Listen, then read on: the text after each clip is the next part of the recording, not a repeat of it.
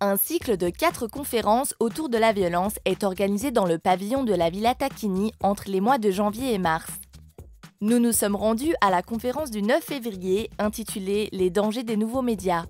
On a organisé cette session de conférence autour de la violence suite à un événement qui s'est passé dans le quartier qui a fait que beaucoup de jeunes ont mis en place des actions comme une manifestation, des concerts pour marquer le coup, pour exprimer le fait qu'ils n'étaient pas d'accord avec ce qui s'était passé.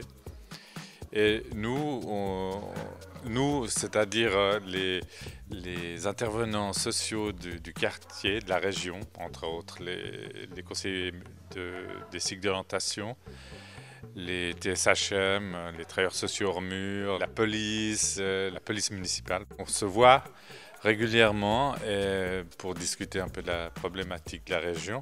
Et entre autres, on a décidé de poser une réponse adulte à ce côté-là. Les jeunes ont bien réagi. Nous, on s'est dit qu'il faudrait faire quelque chose aussi. La conférence a été animée par Sébastien Gendre, chef de projet au sein de l'association Action Innocence. Les différents risques des nouvelles technologies et de leurs pratiques chez les jeunes y ont été abordés. Le point d'entrée par lequel on passe, c'est aujourd'hui le fossé technologique qui existe entre les adultes et les plus jeunes. Donc cette manière de dire qu'aujourd'hui les plus jeunes ont plus de compétences dans un domaine que leurs aînés, ce qui est relatif, c'est aussi notre point de vue, c'est-à-dire plus de compétences oui, mais dans le domaine des savoir-faire. Or aujourd'hui, ce qui pose problème dans l'établissement scolaire, etc., au niveau des nouvelles technologies, ce sont les savoir-être. Donc un des premiers objectifs, c'est de permettre aussi aux adultes de réfléchir à leur posture. On pense entre autres, par toutes les interventions qu'on mène tout au long de l'année, que les adultes parfois renoncent, un petit peu troublés par le filtre des technologies, et que la place de l'adulte, c'est peut-être pas dans la maîtrise de Facebook, mais dans faire prendre conscience à ses enfants, à son enfant, du bon usage lié aux réseaux sociaux par exemple. La conférence a voulu mettre en avant les problématiques liées à l'utilisation de ces nouveaux médias.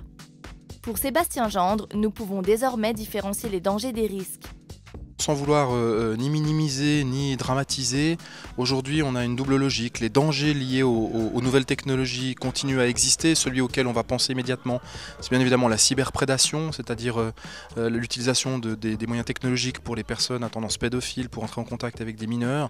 Ce problème-là, bien évidemment, existe encore, mais aujourd'hui on a une foule d'autres problématiques qui sont plus proches du risque que du danger. Donc on est entré plutôt dans une logique aussi nous de gestion de risque plutôt que de parler uniquement de danger. Il y a à la fois les risques, on prend l'exemple, il suffit de se dire voilà, le sentiment de se sentir anonyme derrière un écran fait qu'on va facilement insulter quelqu'un. Il ne s'agit pas d'un danger, il s'agit bien d'un risque.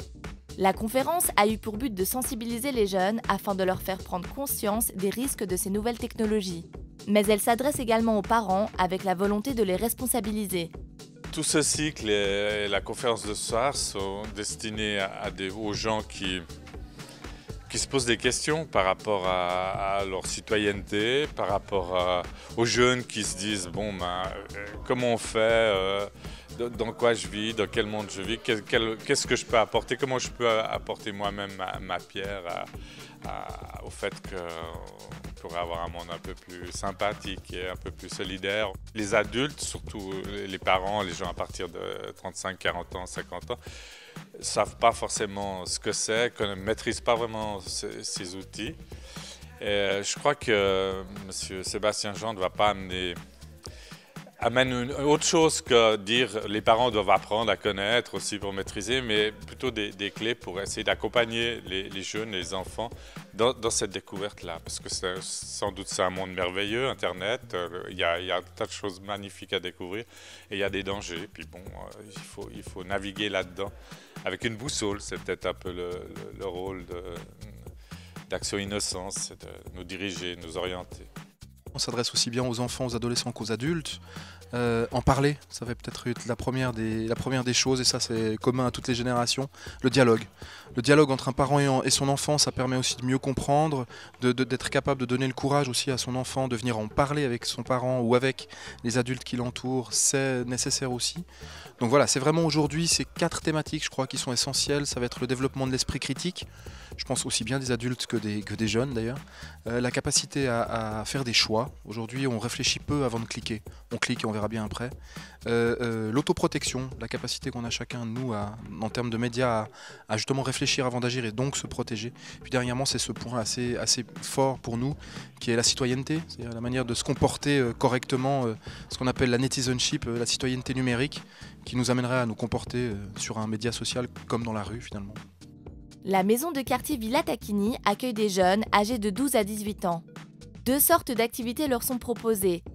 Celles encadrées par un moniteur comme l'improvisation théâtrale, le basket, la musique et le breakdance. Et celles autogérées par les adolescents eux-mêmes comme la photo et le mix. Ouverte tout au long de l'année, c'est un lieu de loisirs, d'échanges, de rencontres et de développement personnel. Pour sa prochaine conférence, la Villa Tacchini accueillera le thérapeute Jean-Paul Gaillard sur la thématique « Une génération en mutation » le 23 février.